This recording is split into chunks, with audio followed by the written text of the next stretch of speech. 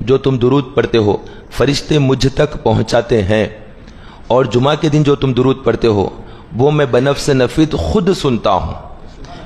رسول اکرم صلی اللہ علیہ وسلم خود سماعت فرماتے ہیں۔ یہ سن کر ایک صحابی نے عرض کیا کہ یا رسول اللہ ابھی تو آپ حیات ہیں، سنتے ہیں، کیا پردہ فرمانے کے بعد بھی سنیں گے؟ اللہ کے نبی علیہ الصلوۃ والسلام نے ارشاد فرمایا اللہ رب العزت نے زمین پر حرام کر دیا ہے کہ وہ انبیاء کے اجسام کو کھائے۔ انبیاء اپنی اپنی قبروں میں زندہ ہوتے ہیں، تو اللہ تبارک و تعالیٰ کے حبیب تو امام الانبیاء ہے، سید المرسلین ہے، خاتم النبیین ہے، وہ تو حیات ہے ہی ہیں۔ ان کے نام پر کوئی مر جائے، ان کے نام پر کوئی کٹ جائے، اسلام کے لیے، قرآن کے لیے، دین کے لیے، اللہ کی محبت میں اگر کوئی مارا جائے تو اللہ رب العزت اس کو بھی حیات جاویدہ عطا کر دیتا ہے، وہ بھی مر کر پھر زندہ ہی رہتا ہے، شہید کہلاتا ہے۔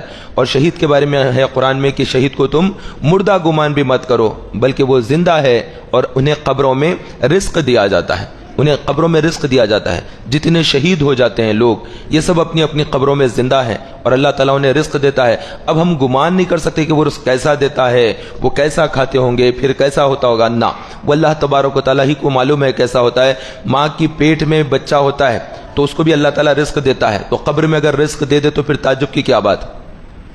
آج اگر کسی کو کہا جائے کہ بندہ سر کے بل چلے گا تو بڑا تعجب ہوگا کہ سر کے بل کیسے چلتا ہے، انسان تو پیروں کے ہی بل چلتا ہے، ہم تو یہی دیکھیں۔ لیکن حشر کے دن جب گناہگاروں کو جہنم میں ڈالا جائے گا تو وہ سب سر کے بل چلیں گے، بڑا تعجب ہوتا ہے کہ سر کے بل کیسے چلے گا۔ تو یہ اللہ تبارک و تعالیٰ کی ذات ہے، جو چلانا چاہے تو سر کے بل چلا دے۔ کیا آپ نے کبھی سنا کہ پیٹ کے بل کوئی چل سکتا ہے؟ لیکن اللہ تبارک و تعالیٰ سانپ کو تو پیٹ کے بل چلاتا ہے، پورا سانپ، اور انسان سے زیادہ تیز چلتا ہے اور ٹیڑھا سیدھا آگے دائیں بائیں نکل جاتا ہے بہت تیزی سے، تو پیٹ کے بل چلا کر اللہ تعالیٰ دکھا دیتا ہے۔ تو ایسے ہی اللہ رب العزت حشر کے دن جو گناہگار ہوں گے ان کو سر کے بل بھی چلا دے گا، تو پھر اس میں تعجب کی بات بھی نہیں ہے۔ بہرحال ہمیں کثرت درود کرنا چاہیے کہ رسول اکرم صلی اللہ علیہ وسلم کی ذات مقدسہ پر جو بندہ ایک مرتبہ درود پڑھتا ہے اللہ تعالیٰ اس پر 10 رحمتیں نازل کرتا ہے، اس کے 10 گناہوں کو مٹاتا ہے، اس کے 10 درجات کو بلند کرتا ہے۔ اور اللہ کے حبیب صلی اللہ علیہ وسلم کا ارشاد گرامی ہے جو مجھ پر درود پڑھنا بھول گیا وہ جنت کا راستہ بھول گیا۔ اور ایک حدیث پاک میں ہے کہ جب تم کسی چیز کو بھول جاؤ تو مجھ پر درود پڑھو، بھولی ہوئی چیز تمہیں دوبارہ یاد آ جائے گی۔ کہہ دیجئے سبحان اللہ۔ کوئی اچھی بات سنیں تو پھر ہماری عادت ہونا چاہیے کہ ہم سبحان اللہ کہیں، اچھی بات پر سبحان اللہ کہیں، بالکل خاموش بیٹھے نہ رہیں۔ سبحان اللہ کہنا بھی رائے گا نہیں جائے گا۔ یہ جو لفظ سبحان اللہ ہے یہ اللہ تعالیٰ کی حمد ہے، یہ اللہ تعالیٰ کی ثنا ہے، یہ اللہ تعالیٰ کا ذکر ہے۔ تو ذکر اللہ بڑی نعمت ہے، تو جب تک حیات ہے، زبان چلتی ہے، تو اللہ کے ذکر سے اپنی زبانوں کو تر رکھیں۔ کوئی اچھی بات سنیں تو سبحان اللہ کہیں، کوئی غم کی بات سنیں تو انا للہ و انا الیہ راجعون پڑھیں، کوئی خوشخبری ملے تو الحمدللہ کہیں، کوئی غم کی بات ہو گئی، ہر ایک چیز کے لیے جو آیتیں ہیں، دعائیں ہیں، تو اللہ کے نبی علیہ الصلوۃ والسلام نے ہمیں دعاؤں کے درمیان میں رکھا ہے، ہمیں دعاؤں کے درمیان میں رکھا ہے۔ تو دعاؤں کا اپنا معمول بنائے، ذکر و اذکار کا اپنا معمول بنائے۔ ایک بزرگ کا تو حال یہ تھا کہ وہ کثرت ذکر میں رہا کرتے، تو ایک مرتبہ وہ بہت مالدار آدمی تھے، بہت زیادہ مالدار تھے، ان کے تو پانی کے بڑے بڑے جہاز ہوا کرتے تھے، وہ جہاز سے سامان ان کا آیا کرتا۔ تو ایک مرتبہ ایسے ہی سامان ان کا آ رہا تھا اور وہ جہاز ڈوب گیا، اور وہ مسجد میں بیٹھے ہیں ذکر اللہ کر رہے تھے، اتنے میں ایک شخص آیا اور آ کر کہنے لگا کہ حضرت جو آپ کا مال بردار جہاز آ رہا تھا وہ جہاز پانی کا ڈوب گیا ہے، سمندر کے اندر جہاز ڈوب گیا ہے۔ انہوں نے 2 منٹ کے لیے وقفہ کیا اور پھر کہا الحمدللہ۔ حیران ہو گئے لوگ کہ یہ کیا بات ہو گئی کہ جہاز ڈوب گیا، اس پر بھی الحمدللہ کہہ رہے ہیں۔ اس کے بعد تھوڑی دیر کے بعد پھر ایک شخص آیا، آ کر کہنے لگا حضرت وہ جہاز آپ کا نہیں ڈوبا، آپ کا جہاز تو سیدھا سیدھا لنگر انداز ہو گیا ہے، اس کو کوئی مشکل درپیش نہیں آئی، بلکہ کسی اور کا جہاز ڈوب گیا تھا۔ آپ نے فرمایا الحمدللہ۔ تو سننے والے جو بیٹھے تھے وہاں پر انہوں نے کہا کہ حضرت بات تو سمجھ میں نہیں آئی ہے، پہلے لوگوں نے کہا کہ آپ کا جہاز ڈوب گیا، آپ نے الحمدللہ کہا، پھر کچھ نے آ کر کہا کہ جہاز آپ کا بڑا کامیابی کے ساتھ اچھا مال کماتا ہوا واپس آ گیا ہے، اس پر بھی آپ نے الحمدللہ کہا۔ تو انہوں نے کہا کہ میں اللہ تعالیٰ کا ذکر کر رہا تھا، میں ذکر اللہ میں تھا اور اس میں مجھے خبر ملی کہ میرا جہاز ڈوب گیا، تو میں نے اپنے دل کی کیفیت کا جائزہ لیا، تو مجھے یہ اندازہ ہوا کہ میرا دل اللہ کے ذکر سے غافل نہیں ہوا، میں دل پر شکر ادا کر رہا تھا کہ مجھے ذکر سے میں غافل نہیں ہوا، اس چیز پر میں نے الحمدللہ کہا۔ پھر کسی نے آ کر مجھے خوشخبری سنائی کہ مجھے بہت زیادہ مال مل گیا ہے اور میرا جہاز بڑی کامیابی کے ساتھ لنگر انداز ہو گیا ہے، تو میں نے اپنے دل کا جائزہ لیا کہ اتنی دولت آنے کے بعد کیا میں دولت کی طرف بھاگوں؟ میں دولت کی طرف لپکوں کہ میرا مال آیا ہوا ہے جا کر دیکھوں اس کو، نہ، بلکہ میں تو مسجد ہی میں میرا دل لگا تھا کہ میں ذکر اللہ کروں. اس پر میں نے اللہ تعالیٰ کا شکر ادا کیا اور الحمدللہ کہا. تو وہ لوگ وہ تھے جب انہیں مشکل درپیش آ جاتی، صبر کا موقع ہوتا، وہ الحمدللہ کہہ کر گزار لیتے، اور ان کے لیے کوئی خوشی کی بات آ جاتی تب بھی وہ الحمدللہ کہہ کر شکر بھی ادا کرتے. تو ایسے نیک لوگ ہوا کرتے تھے جو خوشی ملنے پر، شکر پر اللہ تبارک و تعالیٰ کی حمد بیان کرتے، شکر پر اللہ تعالیٰ کا ذکر کرتے، خوش ہوا کرتے، اور پھر مشکل درپیش آ جاتی تو وہ صبر کرتے. شکر اور صبر کے درمیان میں ہماری زندگیاں ہیں، لیکن ہم نے نہ کوئی مصیبت آنے پر صبر کریں گے، نہ کوئی خوشی ملنے پر اللہ کا شکر ادا کریں گے. ناشکری ہمارے اندر طبیعتوں میں آ گئی ہے. اگر اللہ رب العزت ایک دم 20,000 روپے جو ہے بچہ بھیج دے باہر سے، 50,000 بھیج دے، تب بھی کیا بولیں گے؟ ان کے پاس تو اتنا بڑا ڈراپ آیا، ان کے پاس تو گھر ہے، ہمارے پاس گھر نہیں ہے، ان کے پاس گاڑی ہے، ہمارے پاس گاڑی نہیں ہے، ان کے پاس بنگلہ ہے، ہمارے پاس بنگلہ نہیں ہے، ان کے پاس زمین ہے، ہمارے پاس زمین نہیں ہے. یعنی بے صبری، ناشکری جو اللہ تعالیٰ نے دیا ہے اس کے اوپر بھی ناشکری کرتے ہیں. صحت جو دیا ہے وہی لاکھوں لاکھ روپے کی صحت ہے. کتنے لوگ دواخانوں میں ہیں، اگر دواخانے والوں کو دیکھیں گے تو جب اندازہ ہوگا کہ ہم جو روڈ پر پھر رہے ہیں یہ اللہ تعالیٰ کی نعمت ہے، جو ہم مسجد کے اندر آ کر بیٹھے یہ اللہ تعالیٰ کی نعمت ہے. ہمیں بالکل اندازہ نہیں ہے کہ جس وقت ہم یہ جو مسجد کے اندر بیٹھے ہیں اللہ کا ذکر کر رہے ہیں اور سن رہے ہیں، یہ بہت بڑی نعمت ہے. ہزاروں ہزار لوگ ہیں جو نماز پڑھنا چاہتے ہیں لیکن وہ جیل کے اندر بند ہے، نماز نہیں پڑھ سکتے ہیں، زبردستی انہیں قید کر دیا گیا ہے. ان کا گناہ نہیں ہے، وہ جرم نہیں کیے، وہ مجرم نہیں ہے، انہیں پھنسا دیا گیا، انہیں مشکلوں میں ڈال دیا گیا ہے، جھوٹے کیس بک کر دیے گئے، ان کے پاس وکیل کے لیے پیسہ نہیں ہے، وہ روتے ہیں، پڑھتے ہیں، تڑپتے ہیں، مطلب پھنس گئے ہیں کچھ لوگ. تو ان کو دیکھیں تو سمجھ میں آئے گا کہ کتنی بڑی نعمت ہے، ہم آزادی سے گھوم رہے ہیں، یہ اللہ کی نعمت ہے. لیکن ہم اس کا شکر ادا نہیں کر سکتے کیونکہ ہم بھولے بیٹھے ہیں، غافل ہیں ہم لوگ. ایسے ہی کتنے لوگ دواخانوں میں زیر علاج ہے، وہ کہاں سے جمعہ پڑھیں گے؟ بستر پر تو جمعہ نہیں ہوتا. وہ اگر نماز پڑھنا ہے انہیں تو ظہر کی نماز پڑھنا پڑے گا. جو لوگ دواخانوں میں زیر علاج ہے تو وہ لوگ جمعہ نہیں پڑھ سکتے. جمعہ کے لیے شرط ہے کہ وہ مسجد کے اندر آئے، مجمع کے ساتھ ہی جمعہ جہاں پر ہوتا وہاں پر پڑھیں گے. اپنی جگہ پر اگر پڑھنا ہوگا تو وہاں پر جمعے کی بجائے وہ کیا پڑھیں گے؟ ظہر کی نماز پڑھیں گے. ایسے ہی کبھی کسی کی نماز چھوٹ جائے، اللہ نہ کرے سفر میں تھے واپس آئے اور پھر چھوٹ گئی نماز، اب دیر سے پہنچے تو اب کیا کرے؟ ایسے ہی اگر کوئی دیر سے آ جائے تو وہ جمعہ کی جگہ 2 رکعت کی جگہ 4 رکعت ظہر کی نماز پڑھے گا، معافی بھی مانگے گا. اور ایسے اگر 5 آدمی 6 آدمی مل کر کار میں گئے تھے، واپس شہر میں آئے تک نماز ہو گئی، 1 بجے کی، 1:30 بجے کی، 2 بجے کی، 2:30 بجے کی، 3 بجے کی، سب نمازیں جمعہ کی ادا ہو گئی. اب ہمارے پاس جمعہ پڑھنے کے لیے وقت نہیں رہا. ظہر کا وقت ہے لیکن جمعہ مساجد میں ہو گیا ہے. ایسی اگر کنڈیشن ہو جائے تو پھر کیا کرے؟ 4 رکعت ظہر کی پڑھے. لیکن چونکہ جمعہ کا دن ہے، جمعہ کا ادب ہے، لہذا ظہر کی جماعت نہیں کر سکتے. علماء نے فرمایا کہ ظہر تنہا سب اپنی اپنی پڑھ لے. اور اگر مسافرت کی حالت میں ہے، سفر کی حالت میں ہے تو 4 رکعت کی جگہ 2 رکعت نماز پڑھنا ہوتا ہے. جو 92 کلومیٹر کے سفر پر ہے، اپنا شہر، اپنی بستی، اپنا گاؤں، اپنی رہائش گاہ کو چھوڑ کر جس جگہ پر جا رہا ہے وہ 92 کلومیٹر کا سفر ہے تو وہ مسافرت کی حالت ہوگی. 4 رکعت نماز اگر تنہا پڑھے گا تو گناہگار ہوگا. 4 رکعت کی جگہ ظہر کی نماز، عصر کی نماز اور عشاء کی نماز 2 رکعت پڑھے گا. 4 رکعت نہیں، مسافر کے لیے 4 رکعت کی جگہ کتنی رکعت پڑھنا ہوتا ہے؟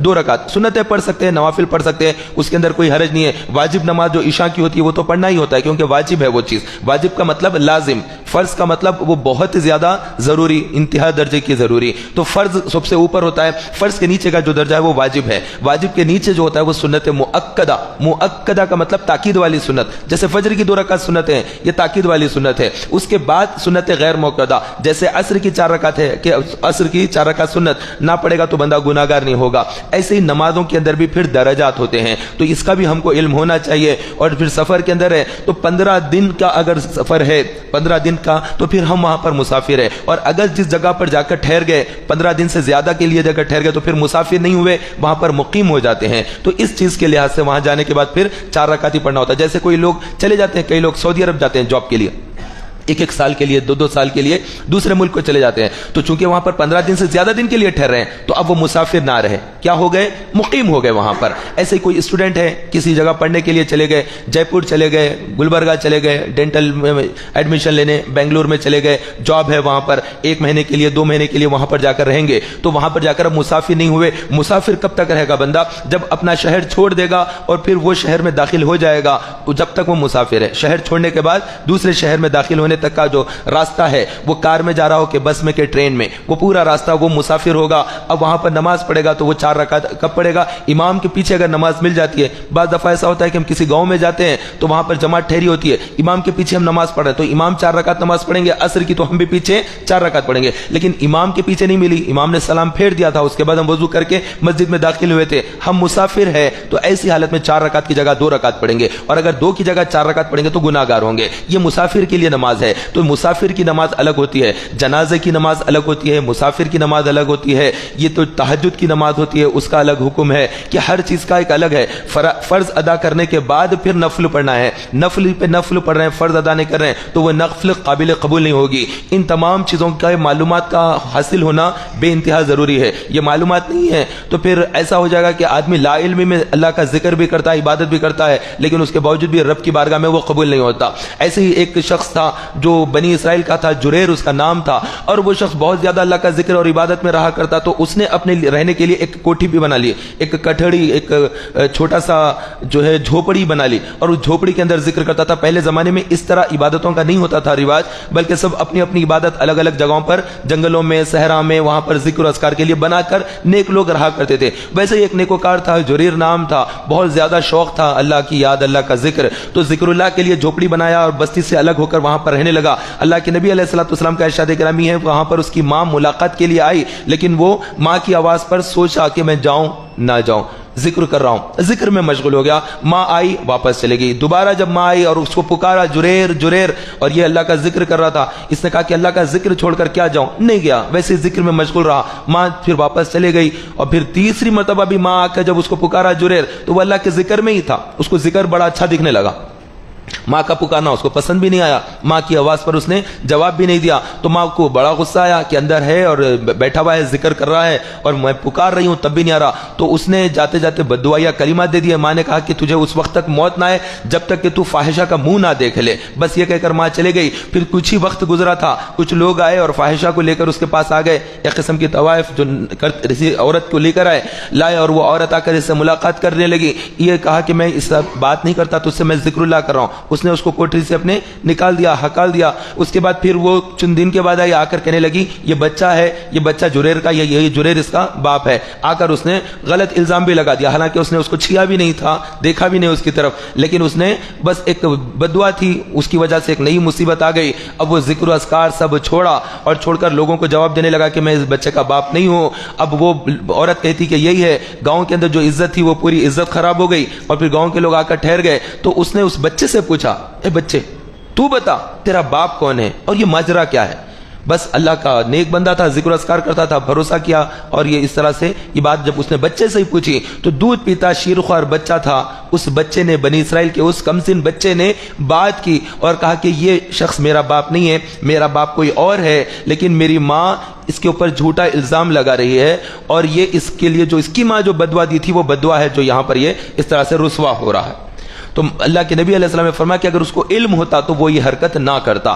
یعنی ماں اگر پکارے تو آپ ذکر کر رہے ہیں, میں قرآن پڑھ رہا ہوں, میں نماز پڑھ رہا ہوں, نہ, آپ قرآن پڑھ رہے ہیں, قرآن رکھ دیجئے, آپ ماں کے پاس چلے جائیے. آپ نماز پڑھ رہے ہیں, نماز توڑ دیجئے, آپ اپنی ماں کے پاس چلے جائیے. وہ حکم اور زیادہ بڑا ہے, کیونکہ قرآن میں آپ پڑھ رہے ہیں, نماز پڑھ رہے ہیں, تو جس کی لیے نماز پڑھ رہے ہیں, جس رب کے لیے قرآن پڑھ رہے ہیں, وہ رب کا حکم ہے کہ تم اپنے ماں باپ کی اطاعت کرو. تو سب سے پہلے ماں کا حکم آتا ہے. تو مخلوق کے اندر جتنے لوگ ہیں اس میں جس کا زیادہ حق بنتا ہے وہ حق ماں کا ہے. آپ کی مالکن آپ کی ماں ہے, وہ آپ کی اونر ہے. وہ آپ اونرشپ کس کے پاس ہے؟ آپ کی ماں کے پاس آپ کی اونرشپ ہے. تو جو اونر ہوتا ہے وہ جو کہتا ہے اس کو نیچے والے کو کرنا پڑتا ہے. تو جہاں پر اونرشپ ہے وہاں پر جھک جانا پڑتا ہے, اور وہ آرڈر دیتے ہیں تو اس کو ایکسپٹ کرنا پڑتا ہے. اور نماز پڑھ رہے ہیں تو نماز کو توڑنا پڑتا ہے, اور ماں کا حکم آ گیا تو وہاں پر جانا پڑتا ہے. تو کیسے بدبخت ہے وہ لوگ, جب ماں کا فون آتا ہے تو دیکھ کر, نام دیکھ کر بھی فون نہیں اٹھاتے ہیں. کیسے گناہگار ہے وہ لوگ. ماں آواز دیتی ہے تو اس کی بات سننے کو جاتے نہیں ہیں,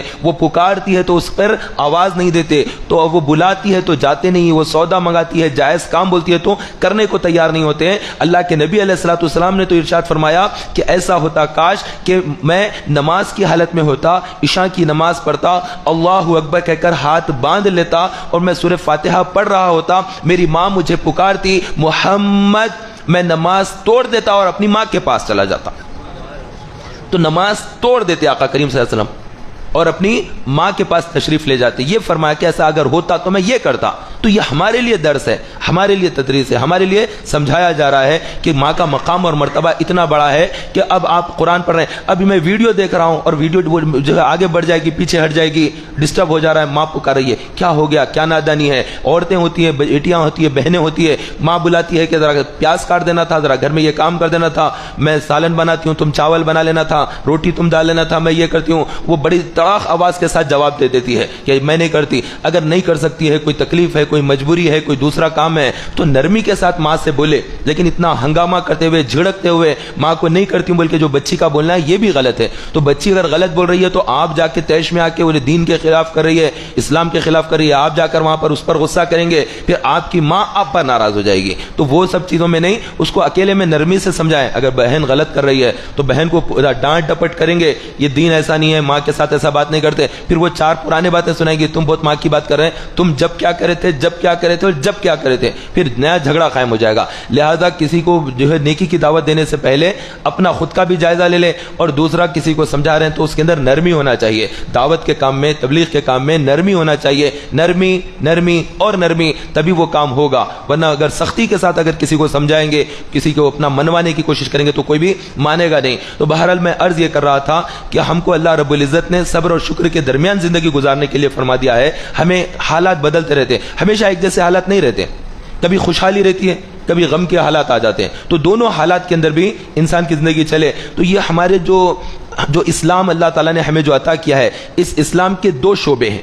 اسلام کے دو شعبے ہیں, ایک شعبہ حقوق اللہ ہے اور ایک شعبہ حقوق العباد ہے. یہ دو شعبوں کے اندر ایک جو حقوق اللہ ہے اس کے اندر نماز ہے اللہ کے لیے, روزہ ہے اللہ کے لیے, زکوٰۃ دیتے ہیں اللہ کے لیے, حج بیت اللہ کرتے ہیں اللہ کے لیے, طواف کعبہ کرتے ہیں اللہ کے لیے, غلاف کعبہ چوم رہے ہیں, جا رہے ہیں, یہ ساری چیزیں ذکر اللہ ہے, قرآن کی تلاوت ہے, یہ سب اللہ تعالیٰ کے لیے ہے. یہ حقوق اللہ ہے, یہ قرآن کا حق ہے, نماز کا حق ہے, ہمارا جو بھی کعبہ معظمہ ہے وہ تمام حقوق ادا کرتے ہیں. دوسرا جو شعبہ ہوتا ہے وہ حقوق العباد ہے, بندوں کا حق ہوتا ہے. بندوں کے حق میں رسول پاک صلی اللہ علیہ وسلم کا حق ہے کہ ان پر ایمان لایا جائے, ان کی ذات پر تعظیم کی جائے, توقیر کی جائے, ان پر درود بھیجا جائے. یہ اللہ کے نبی علیہ الصلوۃ والسلام کا حق ہے. پھر والدہ کا حق ہوتا ہے کہ ان کی تعظیم توقیر کی جائے اور ان کا ریسپیکٹ کیا جائے, اور انہوں نے جو حلال بات کہی ہے, جو جائز کام کا حکم دیا ہے اس کو کرے. پھر باپ کا حق آتا ہے. تو ماں کا حق پہلے ہے, بعد میں پھر باپ کا حق ہے, اس کے بعد پھر اور لوگوں کا حق ہے. تو یہ تمام حقوق کو سمجھنا ہوگا. آپ اگر یہی سمجھتے ہیں کہ میں مسجد میں آ جاؤں گا اور میں نمازیں پڑھوں گا تو جنت مل جائے گی, یقیناً نماز کے فضائل بہت ہے, یہ سب مگر حقوق اللہ ہے. حقوق العباد اس سے بھی زیادہ اہم ترین ہوتے ہیں. آپ کے نماز پڑھنے سے, آپ کے روزہ رکھنے سے, آپ کے حج کرنے سے لوگ اسلام نہیں قبول کر لیں گے. آپ کو بہت زیادہ قرآن کی تلاوت کرتے ہوئے آپ مسجد میں بیٹھیں گے تو لوگ آپ کا مذہب نہیں قبول کریں گے. غیر لوگوں تک اسلام کو پہنچانا یہ سب سے اہم ترین کام ہے, اور وہ حقوق العباد کے ذریعے ہوتا ہے. آپ بندوں کے جب حقوق ادا کریں گے تو غیر قوم دیکھ کر کہے گی کہ یہ لوگ اچھے ہیں. آپ خوب قرآن پڑھ لیتے بیٹھو, ذکر کرتے بیٹھو, یہ تو بہت سارے پنڈت بھی اپنا کام کرتے ہیں, بہت سارے لوگ اپنی اپنی چیزیں کرتے رہتے ہیں, وہ ایک اپنا ہے شعبہ, وہ چھوڑ دیتے ہیں اس کو. آپ کا لوگوں کے ساتھ سلوک کیا ہے, آپ کا لوگوں کے ساتھ بیہیویئر کیا ہے, یہ بہت زیادہ معنی رکھتا ہے, یہ زیادہ امپورٹنس رکھتا ہے. تو اس کے اندر رشتہ داروں کے حقوق ہے. رشتہ داریاں کاٹ دی, لوگوں کے ساتھ تعلقات توڑ لیے, تو ارے وہ تو لوگ آپس میں خاندان والی جھگڑتے رہتے, وہ ایک ہی خاندان کے, وہ لوگ ہی لڑتے رہتے, وہ کون سے صحیح لوگ ہیں؟ ارے وہی ایک ہی قبیلے کے, وہ لوگ پورا وہی کاروبار کرنے والے ہیں, وہی لوگ آپس میں جھگڑا کرتے, ان کی عزت خراب ہو جاتی ہے. ایسے ہی پھر پڑوسی ہے, ارے وہ پڑوسیوں سے آخری حسد کرتے, ان کا گھر بن رہا تو یہ ریتی کی گاڑی کیوں آئی تھی اس کے لیے جھگڑا کرے, سیمنٹ کی گاڑی آ گئی تھی اس پر جھگڑا کرے. یہ لوگوں کے ساتھ حسد بہت کرتے, ان کا دل صاف نہیں ہے یہ لوگوں کا, تو کہاں سے خوشی رہے گی؟ تو یہ جو حقوق ہوتے ہیں اس میں ماں باپ کے حقوق کے ساتھ پھر بیوی کے حقوق ہے, بچوں کے حقوق ہے, پھر رشتہ داروں کے حقوق ہے, بہنوں کا حق ہے, بھائیوں کا حق ہے, کہ تمام حقوق کو جو ادا کریں گے وہ حقوق العباد ہے. تو قرآن مجید میں اللہ کے حقوق کے ساتھ بندوں کے حقوق بھی بیان کیے گئے, تو بندوں کے حقوق ادا کرو. تو اتنا باپ کا انتقال ہو گیا, اب بیٹے جو ہے اس کے وراثت کی تقسیم کر رہے ہیں, تو وہ جو بھی مال چھوڑا تھا, 1 لاکھ روپیہ چھوڑ کے گیا, بینک اکاؤنٹ میں اس کے 1 لاکھ روپے تھے مرتے وقت میں, اب وہ 1 لاکھ روپے کو بانٹنے کے لیے بیٹے حق جتا رہے کہ ہم لے لیں گے, بیٹیوں کو نہیں دیں گے. اور وہ باپ کو وصیت کرنے کی توفیق ہی نہیں, اس کو علم ہی نہیں ہے کہ کیا کرنا تھا, کیا بولنا تھا, کس کے اندر کیا تقسیم کرنا, اس نے بھی کچھ نہیں کیا. اب یہ لوگ لڑ جھگڑ کے کیا کریں, بیٹے آپس میں بانٹ لیے اور بیٹیوں کو چھوڑ دیا. حرام ہے اس طرح کا پیسہ بانٹ لینا, کبیرہ گناہ ہے اس طرح سے پیسہ بانٹ لینا. باپ مر گیا ہے, بیٹے جو باپ کی دولت کو بانٹ رہے ہیں, تو یہ وراثت وراثت کی تقسیم ہے اور اللہ کی کتاب کے مطابق تقسیم کریں گے تو کامیاب ہو جائیں گے، ورنہ جہنم کا ایندھن بن جائیں گے، قبر کا عذاب ہے اس کے لیے، اور آخرت میں دردناک عذاب دے گا اس کے لیے اللہ رب العزت، جو باپ کے مرنے کے بعد اس کی دولت پر قبضہ کر لے اور بہن کو اس سے محروم کر دے۔ اب جب کہا جاتا کہ بہن کو کیوں نہیں دے رہے ہیں تو کہیں گا کہ نہیں، بہن کو اسکول میں پڑھائے تھے، کالج میں پڑھائے تھے، تو ان کے اوپر خرچہ کرے تھے، تو شادی کے اندر خرچہ ہوا تھا، تو تیری شادی نہیں کرے تھے کیا؟ تیرے کو اسکول نہیں پڑھائے تھے کیا؟ تجھے کھانا نہیں کھلائے تھے؟ وہ ساری چیزیں بھلا دے گا، بس کہے گا تو بہن کے اوپر جو خرچہ ہوا وہ گنائے گا۔ تو بہن کے اوپر باپ نے خرچ کیا ہے، زندگی میں جو خرچ کیا اس کا حساب کوئی نہیں لے سکتا۔ باپ جتنا چاہے خرچ کر دے، جتنا چاہے پڑھا دے، جتنی مہنگی چاہے شادی کر دے، 1,00,000 روپیہ شادی میں خرچ کر دے، 10 لاکھ روپے کی بیٹی کی شادی خرچ کر دے، اس سے تیرا کوئی سروکار نہیں ہے۔ اب مرنے کے بعد جو باقی رہ گیا وہ وراثت ہے، وہ ورثہ کے اندر تقسیم ہونا ہے، اس میں کوئی جھپٹا نہیں لے سکتا، کوئی زیادہ نہیں لے سکتا، کیونکہ مرنے کے بعد وہ شخص کی لاش پڑی ہوئی ہے۔ اب اس کا مالک کون ہے؟ اس کے مال کا اللہ، اب کوئی اور مالک نہیں ہے، اس کے مال کا مالک خود اللہ ہو گیا ہے۔ اب اللہ جب مالک ہو گیا ہے اب وہ تقسیم کرے گا، کیونکہ مالک مال کا کون ہو گیا ہے؟ اللہ ہو گیا ہے، اس کی کتاب کے ذریعے کرے گا وہ۔ اس نے کتاب میں فرما دیا بیٹوں کے لیے 2 حصے، بیٹی کے لیے 1 حصہ، تو اس کا مطلب یہ ہوا 2 بیٹے ہیں 2 بیٹیاں ہیں تو دونوں بیٹوں کو 40,000 ہزار ملے گا اور دونوں بیٹیوں کو 20,000 ہزار ملے گا، کیونکہ 1 حصہ بیٹی کا ہے اور 2 حصے بیٹے کے۔ اس طرح سے مال کی تقسیم ہوگی۔ نہیں پورا کا پورا بیٹیوں کو نہیں دوں گا، 20,000 بھی نہیں دوں گا، 40,000 کے ساتھ 20,000 وہ بھی لے لوں گا، اس کا بھی چھین کر 60 میں کھا جاؤں گا، اور میرا بھائی ہے وہ بھی 60 کھا جائے گا، اور دونوں بہنوں کو بھی 20,000 ہزار نہیں دیں گے، محروم کر دیں گے۔ حرام ہے اس طرح سے بیٹیوں کو نہیں دینا۔ تو اگر بیٹیوں کو نہیں دیے تو باپ نے یہ گناہ کیا ہوا ہوگا۔ اگر غور کریں گے وراثت کی تقسیم میں، آپ کے پھوپھیوں کا مال کھا کر حرام ذریعے سے آپ کو پالا ہوگا، آپ کا باپ ہی ہے لیکن اس نے حرام کام کیا ہے، وہ حرام خوری کر چکا ہے، کیونکہ اس نے بہنوں کا حق مار دیا، دادا کی جائیداد کے اوپر اس نے قبضہ کر لیا، اس نے نہیں کیا تو اس کے بڑے نے کیا۔ اس طرح سے یہ چیزیں ہوتی ہے۔ تو یہ جو حقوق ہے جب یہ پامال کر دیے جاتے ہیں تو اللہ رب العزت ناراض ہوتا ہے۔ تو بہنوں کا جو حق بنتا ہے وہ حق ادا کرنا ہے، بھائیوں کے کیا حقوق ہے، پھر پڑوسیوں کے کیا حقوق ہے، رشتہ داروں کے کیا حقوق ہے، یتیم کا کیا حق بنتا ہے، کس کے ساتھ کیا سلوک کرنا ہے، بیواؤں کے ساتھ کیا رحمت والا معاملہ کرنا ہے، یہ تمام چیزیں ہیں۔ ہم نے بیواؤں کا کوئی وہ لحاظ نہیں، غریبوں کا کوئی خیال نہیں، یتیموں کا کوئی خیال نہیں، کس کن سے کیا مل سکتا ہے، جھوٹ بولو، غلط کرو، پیسہ جمع کر لو، یہ پیسہ کام قبر میں نہیں آئے گا۔ قبر کے اندر ایمان لے کر جانا ہے، اور یہ تمام بے ایمانیاں کر کر جو پیسہ حاصل کرتے ہیں، کسی کی دکان پہ قبضہ کر لیے، نہیں ان کے پاس ڈاکومنٹ نہیں ہے، میرے پاس ڈاکومنٹ ہے، وہ لائٹ کے بل کا یہ کرایا تھا، اس کا یہ کرایا تھا، دھوکہ دیا تھا، یہ کیا تھا، اب میں قبضہ کر لوں گا، اور کچھ بولیں گے تو میرے پاس کورٹ کے بھی پاس جانے کا راستہ ہے، وکیل بھی کر سکتا ہوں، اور غنڈے قسم کے آوارہ جو موالی ٹائپ کے لوگ رہتے، لیڈر ٹائپ کے لوگ رہتے، وہ لوگوں کے ساتھ دوستیاں رہتی ہے، لیڈروں کو لے کر آ کے زمین پہ قبضہ کر لیں گے، کرایہ دار تھے لیکن پورا کا پورا مالک کے مکان بن گئے، جا کے ڈاکومنٹس چینج کرا لیے، یہ سب حرام ہے۔ اور جو اس طرح سے کسی کی زمین کے اوپر ناحق قبضہ کر لے گا تو اللہ تبارک و تعالی حشر کے دن یہ جتنی 7 طبق ہوتے، جتنی زمین کا قبضہ اس نے کیا ویسے 7 طبق اس کے اوپر ڈال دے گا، اور وہ اس کا بوجھ نہیں اٹھا سکے گا، وہ اتنا زیادہ عذاب میں اللہ تعالیٰ اس کو مبتلا کر دے گا۔ تو ہم کسی چیز پر قبضہ کرنے کے لیے دھوکہ دہی نہ کرے۔ بہنوں کا حق ہوتا ہے، رشتہ داروں کا حق ہوتا ہے، پڑوسیوں کا حق ہوتا ہے، جس کا جو حق بنتا ہے دے دے، کیونکہ ہم قبر میں جانے والے ہیں، ہم اس دنیا میں لمبے عرصے کے لیے نہیں آئے ہیں، بہت کم وقت یہاں پہ رہنا ہے۔ اتنا چھینا چھپٹی جھوٹ غلط طریقے سے پورا کمائیں گے، پھر یہ کریں گے کیا؟ یہ سارا جو گناہوں کے ذریعے کمایا ہوا مال ہے یہ اپنی اولاد کو چھوڑ کر جائیں گے، اور اولاد بھی جانتی ہے کہ باپ نے حرام طریقے سے کمایا، بہنوں کا حق ادا نہیں کیا تھا، محلے والوں کو دھوکہ دیا تھا، کاروبار میں جھوٹی قسمیں کھا کر بیچتا تھا، پھر وہ بھی غلط استعمال کرے گا پیسے کا۔ حساب کس کو دینا ہے؟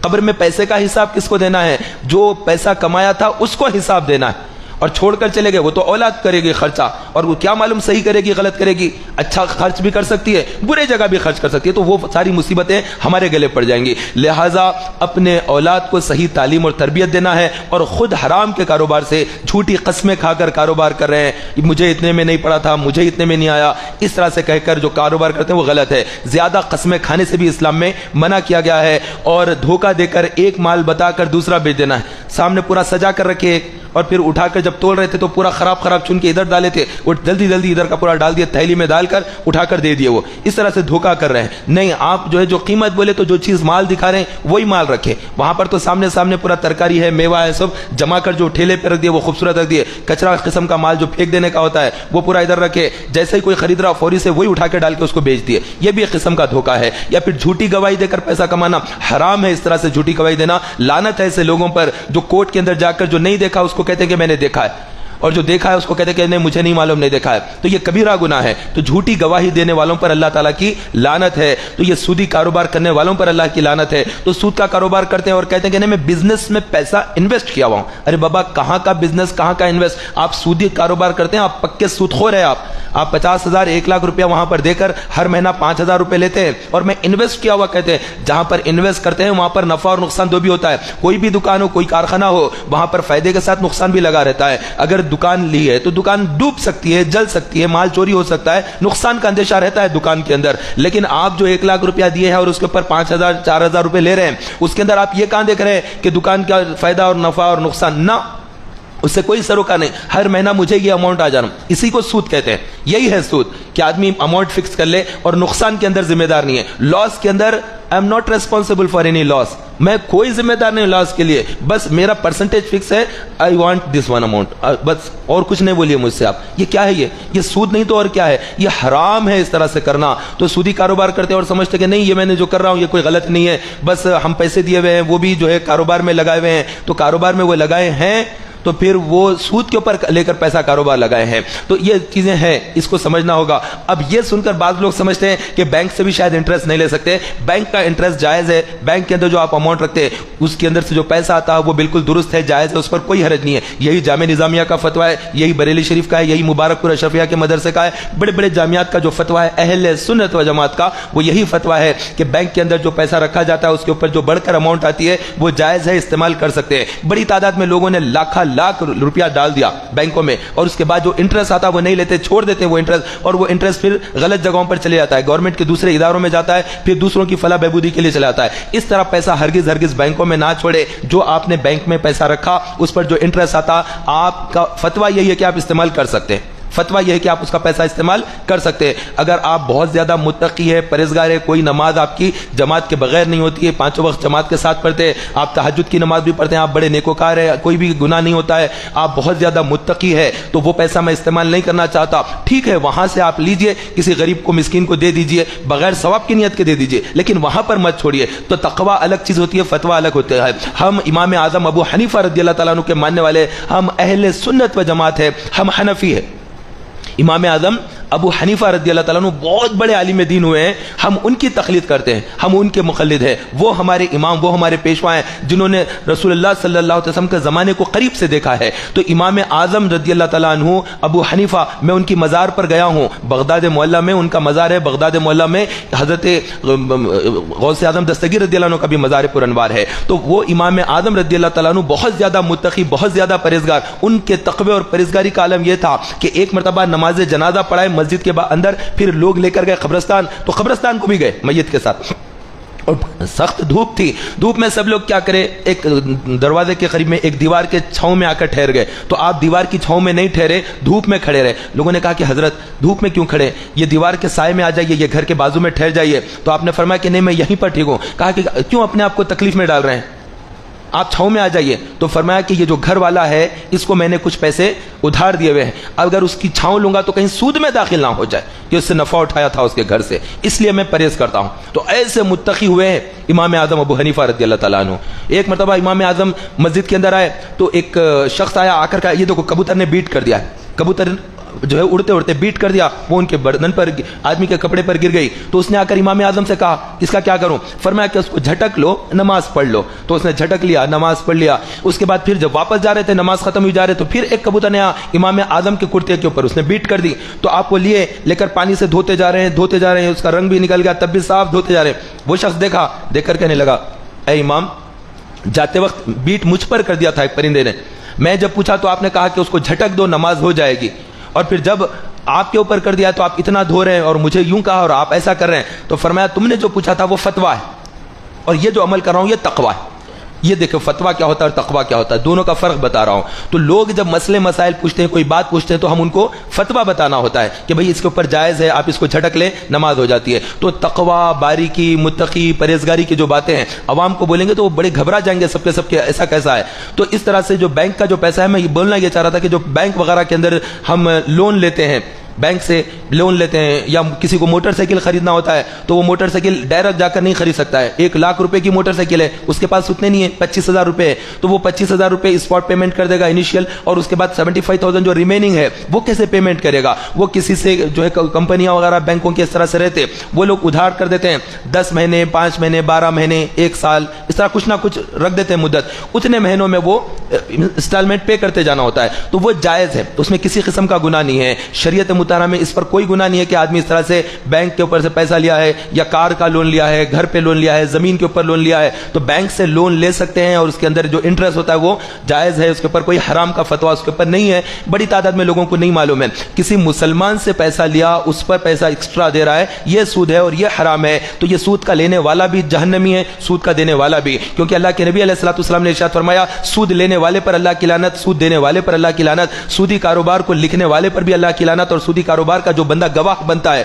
اس گواہ پر بھی اللہ کی لعنت، یعنی چاروں قسم کے لوگوں پر اللہ کی لعنت ہے۔ تو بہرحال یہ باریک باتیں تھیں، جو ضروری باتیں تھیں، آپ کی خدمت میں عرض کیا ہے۔ اللہ تبارک و تعالی ہمیں حقوق اللہ کے ساتھ حقوق العباد کو اچھے طور پر ادا کرنے کی توفیق عطا فرمائے، آمین بجاہ نبی الامین وصلی اللہ